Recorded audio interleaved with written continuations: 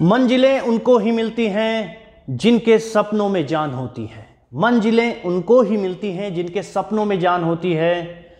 पंखों के होने से कुछ नहीं होता, हौसलों में उड़ान होती है। नमस्कार दोस्तों, मैं आनंद कुमार आप लोगों का आपके अपने YouTube channel life time learning with Anand Kumar में हार्दिक स्वागत करता हूं और आशा करता हूं कि आप लोग जहां कहीं भी होंगे स्वस्थ होंगे, मस्त होंगे। आइए दोस्तों, आज का सेशन शुरू किया जाए। डिस्टेंस एंड डायरेक्शन सेंस का पजल फॉर्म का पार्ट 2 हम लोग कर रहे हैं और आप लोगों ने पार्ट 1 में जो आंसर किए हैं बहुत ही सराहनीय है।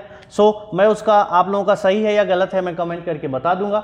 इसी तरह आप लोग आंसर करते रहिए। आज के सेशन में हम 2-3 एग्जाम्पल और करेंगे और इसके अलावा आज आप लोगों को ज़्यादा होमवर्क मिलने वाला है, क्योंकि आप जितना प्रैक्टिस करोगे आपके लिए बेनिफिशियल होगा। ठीक है, तो अगर किसी को इस प्रैक्टिस के दौरान कहीं भी किसी भी तरह की प्रॉब्लम होती है तो वो मुझसे बिना हिचक के, बिना शर्म के आराम से पूछ सकता है। मैं 100 बार आपको बताऊंगा, घबराइए मत। आइए दोस्तों, क्वेश्चन की शुरुआत की जाए। देखें, हम ये क्वेश्चन दिया हुआ था हमारे पास, A is 10 metre north of B. तो सबसे पहले आप क्या करेंगे बाबू, ए बनाएंगे और इसको किधर डालेंगे, नॉर्थ में।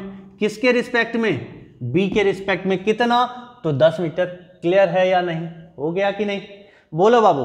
नेक्स्ट क्या है, C is 12 metre west of D.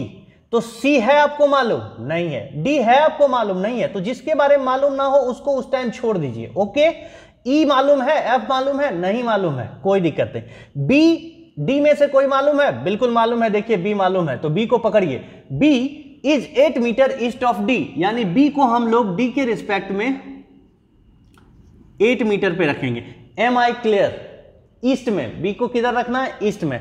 देखिए कैसे कैसे खींच रहा हूं, कहां पे क्या कर रहा हूं वो सीखिए। ठीक है, अभी प्यार से समझा रहा हूं इसीलिए टाइम लग रहा है कि आराम से समझा रहा हूं, लेकिन जब बनाओगे तो आप 1 मिनट से भी कम में फटाफट ऐसे खींच दोगे।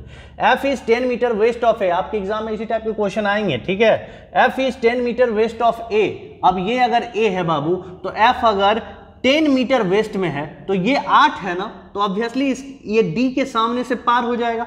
तो आप ऐसे कुछ बना लीजिए, यानी एफ यहां बना लीजिए और गौर से देखिए। मैं चाहता तो मैं यहां इसको 10 लिख लेता, लेकिन जो कर रहा हूं वो करने का कोशिश करिए और वैसे ही बनाइए, इससे जल्दी एग्जाम में बनेगा।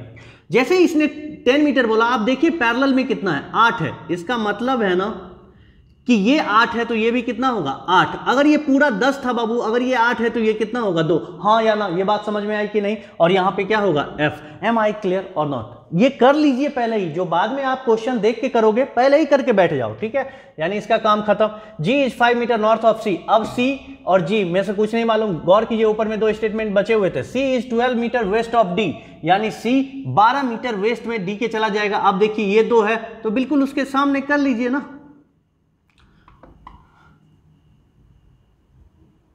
ये 2 हो गया, यहां सी हो जाएगा। ये 2 है बाबू, ये टोटल 12 है बाबू, तो ये कितना है बाबू, 10 है। एम आई क्लियर और नॉट। ये 2 है तो ये बचा हुआ कितना है, 10। ये सब करते रहिए। चलिए इसका काम खत्म। E is 5 meter south of F. अगर ये एफ है बाबू तो ई इसके अगर 5 मीटर पे है तो ये पूरा तो 10 है ना, तो 5 मीटर कहीं आधे पे होगा या नहीं, बस इतना बताइए, हाँ या ना। बिल्कुल आधे पे होगा या नहीं, तो बिल्कुल यहां पे ऐसे खींच लीजिए। ये कितना है, 5 मीटर। समझ रहे हैं कि नहीं, ये 5 मीटर। क्लियर है कि नहीं, ये सब कर लीजिए, इससे आपको आसानी होगी क्वेश्चन बनाने में। ठीक है, अब एक और स्टेटमेंट बचा लास्ट वाला, जी इज 5 मीटर नॉर्थ ऑफ सी। अब गौर से देखो बाबू, सी यहां है, जी को 5 मीटर नॉर्थ में डालना है तो 5 ये हो गया, तो ये बचा हुआ 5 ही है ना, तो सीधा इसके सामने। और यहां पे क्या था, देखिए इसको हमने लिखा नहीं, ये क्या है हमारा, ई है। क्या है हमारा, ई। तो एग्जैक्टली ई के सामने होगा कि नहीं ऊपर में जी, यहां पे होगा या नहीं बताइए, बिल्कुल होगा, कोई नहीं रोक सकता है उसको होने में। यानी यहां हो जाएगा जी ये 5 मीटर। सब लोगों ने ऐसे डायग्राम बना लिया।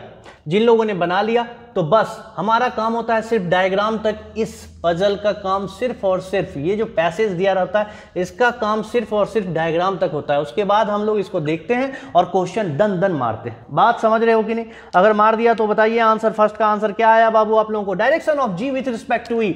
जी ई के रिस्पेक्ट में किस डायरेक्शन में, अरे बाबा ये 5 एग्जैक्टली यही पॉइंट है ना, तो सीधी लाइन में है। और सीधी लाइन में जी जो है ई के रिस्पेक्ट में किस साइड है, तो फर्स्ट का आंसर हो गया वेस्ट। एम आई क्लियर और नॉट। अगर क्लियर हो गया तो चलिए दूसरे पे चलते हैं। Shortest distance between D and G, बहुत खूबसूरत। डी हमारा यहाँ, जी हमारा यहाँ। हमने शॉर्टेस्ट डिस्टेंस या डिस्टेंस निकालने के लिए सबसे पहले आपको क्या सिखाया? सबसे पहला काम करना है दोनों को ऐड कर देना, मतलब दोनों को जोड़ देना है एक सिंगल लाइन से। जैसे ही हम सिंगल लाइन से जोड़ेंगे हमको देखना है क्या यहाँ पे राइट एंगल ट्रायंगल बना। बहुत अच्छे, गौर से देखिए, राइट एंगल ट्रायंगल नहीं दिख रहा है आप लोगों को? दिखा क्या? अगर दिखा तो इसके सामने का यही h होता है ना, और d और g के शॉर्टेस्ट डिस्टेंस यही है ना। इसको निकालने के लिए दिस का स्क्वायर प्लस दिस का स्क्वायर का पूरा रूट, यानी h equals to root under 10 plus 2 12 का स्क्वायर प्लस दिस 5 का square. So it means that 144 plus 25, it means root under 169, it means that 13 meter is the answer. Am I clear or not? इसका मतलब दूसरे का answer क्या हो गया बाबू? 13 metre. किसी को कोई शक हो तो जरूर बताइएगा, ठीक है। आइए तीसरे क्वेश्चन पे चले बाबू। तीसरा क्वेश्चन हमसे क्या कहता है, बहुत प्यार से पूछता है, if h is exactly between c and d। सबसे पहला काम करिए, c और d कहाँ है? ये है, h को इसके बीच में बैठा दीजिए। तो ये अगर 12 मीटर है तो ये 2 है ना बाबू, और दोनों अगर 12 है, ये 12 है टोटल, तो 6 में बटेगा बीचों बीच, तब तो एग्जैक्टली मिडिल में आएगा। यानी यहां कहीं होगा क्या हमारा h, हाँ या ना? और इधर भी 6 होगा ये, और इधर भी 6 होगा, तब ना एग्जैक्टली मिड में आएगा कौन? h। h is exactly between c and d। Then h is in which direction with respect to f? h f के रिस्पेक्ट में किधर है? h f के रिस्पेक्ट में किधर है? ये वाला, ये वाला, ये वाला, ये वाला डायरेक्शन क्या दिखाता है? जल्दी बताइए, ये डायरेक्शन क्या दिखाता है? South west. ये क्या दिखाता है? South west. Am I clear और नॉट? तीसरा क्वेश्चन भी सॉल्व। किसी को कोई शक हो तो जरूर बताना, मुझे नहीं लगता किसी को किसी भी तरह का शक होगा। आइए सेकंड क्वेश्चन पे चलें और आगे बढ़े। ये दूसरा एग्जाम्पल आपके सामने तैयार है, इसको भी अच्छे से हम एक्सप्लेन कर देते हैं आपको। पहले भी हमने अच्छे से एक्सप्लेन कर लिया है एक क्वेश्चन को, उससे पहले भी पिछले वीडियो में अच्छे से कर लिया है हमने, इसे भी अच्छे से करते हैं। और इसके बाद अब आप लोगों को होमवर्क दे देता हूं, ज़्यादा से ज़्यादा आप लोग बनाइए। मैं कह रहा हूं मेरे बनाने से क्या होगा, आप बनाएंगे, अगर फिर फंसेंगे तो मैं बार बार आपको सिखाऊंगा, ठीक है। कंसेप्ट तो वही है, एक बार और अच्छे से सीख लीजिए फिर क्वेश्चन लीजिए, ठीक है। आइए बाबू देखिए, point Q is 20 meter north of P, यानी Q जो है बाबू, Q जो है वो 20 मीटर नॉर्थ में है। किसके रिस्पेक्ट में बाबू? P के रिस्पेक्ट में। किसी को कोई तकलीफ इसको खींचने में? नहीं ना, खेल खत्म। नेक्स्ट पॉइंट Q के बारे में ही दिया हुआ है, 10 मीटर वेस्ट ऑफ R, यानी ये जो Q है ये 10 मीटर वेस्ट में है। किसके रिस्पेक्ट में? R। बहुत खूबसूरत। Next point R is 10 metre north of S, यानी अगर ये 20 है तो 10 जो होने वाला है बाबू, 10 जो होने वाला है वो एग्जैक्टली आधा पे होने वाला है, हाँ या ना? बस इतना बताइए। यानी ये 10 होगा, ये 10, यानी नीचे अभी भी 10 बचा हुआ है। एम आई क्लियर और नॉट? और ये क्या होने वाला है? S। किसी को कोई तकलीफ नहीं। Next point T is in 10 meter east of S, यानी ये अगर S है तो T जो होने वाला है हमारा यहां पे होने वाला है। किसी को कोई तकलीफ बाबू? एक एक चीज बहुत इजी से समझिए आप लोग आराम से।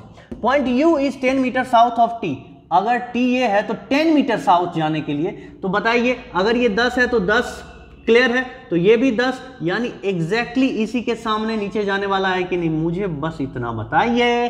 पॉइंट U 10 मीटर साउथ, बहुत अच्छा। अरे बाबू क्लियर हुआ कि नहीं? एक एक बात मैंने क्या बोला, पिक्चर में ही खींच लो पहले ही पैरेलल वाला काम, उसके बाद कोई काम ही नहीं बचेगा। आप इतना आसानी से क्वेश्चन का आंसर कर दोगे, लगेगा कि बस क्वेश्चन देखा, फूका, आ गए। समझ रहे हो? चलो देखो, direction of P with respect to U, किसका पूछ रहा है बाबू? गौर से देखो, जिसका पूछे उसका बताना है उसके रिस्पेक्ट में, यानी P का बताना है U के रिस्पेक्ट में। P कहाँ है? यहां है। U कहाँ है? यहां है। अरे बउआ ये कौन सा ए बाबा, इतना खराब क्वेश्चन था, वेस्ट होगा ना। What is the total distance from P to T? अब गौर से देखिए, मैंने क्या सिखाया था? Total distance. So total distance अब आपको निकालना होगा। टोटल डिस्टेंस का मतलब वहां से वहां तक जितना भी चला है पिक्चर में उसको जोड़ दीजिए। कहां से कहां? P से T। P ये रहा हमारा, कितना हो गया ये टोटल? 20, 30, 40, 50। M I clear? किसी को कोई तकलीफ हुआ क्या? पिक्चर में जो रियल लाइन पे चला है बस उसको दिखा दीजिए। ओके, बहुत अच्छे। तीसरा question, if point X is 10 metre south of S, यानी एस के 10 मीटर साउथ में अगर बोलता है यहां पे कोई पॉइंट क्या है X, then in which direction is U with respect to X, यानी यू का बताना है एक्स के रिस्पेक्ट में, इसका बताना है, तो जिसका बताना है उसी के साइड ऐसे बनाते हैं ना। तो ये डायरेक्शन क्या शो करता है बेटा, ये डायरेक्शन शो करता है ईस्ट। सो हो गया west 50 meter east is the answer. I hope आप लोग मजे से क्वेश्चन को सीख गए हैं। अब बहुत हो गया मजा, अब होगा आप लोगों का सजा। क्वेश्चन लीजिए होमवर्क के लिए, चलिए फटाफट। अब बाबू आज का होमवर्क नंबर 1, इसके अंदर 3 क्वेश्चन हैं, आप लोग इसका आंसर करके कमेंट करेंगे फटाफट। चलिए होमवर्क नंबर 2 लीजिए। चलिए आइए दोस्तों, ये आपका होमवर्क नंबर 2 रहा। पिक्चर अच्छे से ले लीजिए और फिर बनाइए। आइए एक दो जगह इसमें मैं बता दूं, हो सकता है नए बच्चों को प्रॉब्लम हो जाए उन सब बातों को समझने के लिए, इसीलिए। आइए दोस्तों यहाँ देखिए क्या कह रहा है क्वेश्चन। ए बॉक्स जो भी दिया गया है सब कुछ दिया है, 2 जगह आपको हो सकता है प्रॉब्लम हो जाए। जैसे ये रिस्पेक्टिवली का मतलब आप समझ लो, जब भी बाबू कहीं रिस्पेक्टिवली दिया गया and walked for 3 metre and 2 metre respectively, मतलब he then takes a right turn and a left turn, यानी राइट टर्न के लिए 3 मीटर, लेफ्ट टर्न के लिए 2 मीटर। रेस्पेक्टिवली का मतलब यही होता है बाबू। अगर रेस्पेक्टिवली ना लिखे ना तो राइट का 3 2 में से कुछ भी हो सकता है, लेफ्ट का 3 2 में से कुछ भी हो सकता है। ये बात आप अच्छे से समझ लो, इसीलिए एग्जाम में हमेशा ये वर्ड आपको दिखेगा, यानी राइट के लिए 3 मीटर, लेफ्ट के लिए 2 मीटर। यहां भी दिया गया देखा गया है 3 कंसेक्यूटिव राइट टर्न्स। तो 3 कंसेक्यूटिव राइट टर्न, पहला राइट में 10, दूसरा में 2 और तीसरे में 3 रिस्पेक्टिवली दिया हुआ है। बात समझ रहे हो? तो ये था यहाँ पे आपको बताने का मेन मकसद, और बाकी खुद अपना एक दिमाग लगाइए और इस क्वेश्चन को, ये थोड़ा अच्छा क्वेश्चन है, इसको बनाने की कोशिश करिए और मुझे कमेंट बॉक्स में कमेंट करके बताइए। चलिए नेक्स्ट क्वेश्चन। दोस्तों ये आपका तीसरा होमवर्क रहा। अच्छे से क्वेश्चन को पढ़िएगा और बनाइएगा, ऐसे नहीं कि आंख बंद करके आंसर करिएगा। बहुत ध्यान से क्वेश्चन का आंसर मुझे चाहिए, ठीक है? गलती होने की संभावना है बच्चों। चलिए नेक्स्ट 4th क्वेश्चन। तो ये हमारा 4th क्वेश्चन है, इसको गौर से देखें और समझें कि ये क्या कह रहा है। चलिए इसको मैं बना नहीं रहा हूं, मैं उन लोगों के लिए जिन्हें मालूम है तो उनके लिए टेंशन नहीं है, लेकिन जिन्हें कुछ थोड़ा बहुत आइडिया नहीं है मैं उन्हें यहाँ पे आइडिया देना चाहूँगा कि 90 डिग्री 360 डिग्री ये सब अगर कहीं दिया रहे, जैसे after that he turns 90 degree, simple सा बात है बाबू, गौर से देखो। आई होप आप लोगों ने इसका स्क्रीनशॉट ले लिया होगा, मैं इसे मिटा रहा हूँ। चलिए चलिए चलिए देखिए बाबू, ये जो हमने खींचा था, तो ये जो होता है ना बाबू, ये क्या होता है 0 डिग्री, और यहीं पे क्या होता है 360 डिग्री। कैसे? यहाँ 0 होता है, ये कितना होता है 90 डिग्री, लेकिन एंटी क्लॉक में ये 90 डिग्री, और ये कितना होता है 180 डिग्री, ये क्या होता है 270 डिग्री, और यहाँ से फिर 360 डिग्री। लेकिन कैसे? अगर आप एंटी, ये वाला जो होता है, अगर आप ऐसे घूमते हो तो क्लॉक कैसे घूमता है बाबू? अगर ये 12 है तो क्लॉक कैसे घूमता है 1 2 3 ऐसे ना। तो इधर जो होता है बाबू ये क्लॉक होता है, क्लॉक वाइज डायरेक्शन। मतलब अगर यहां से क्लॉकवाइज 90 बोले तो नीचे की साइड क्लॉकवाइज चलेंगे। अगर एंटी क्लॉकवाइज, एंटी क्लॉक ये होता है एंटी क्लॉक वाइज डायरेक्शन, ठीक है?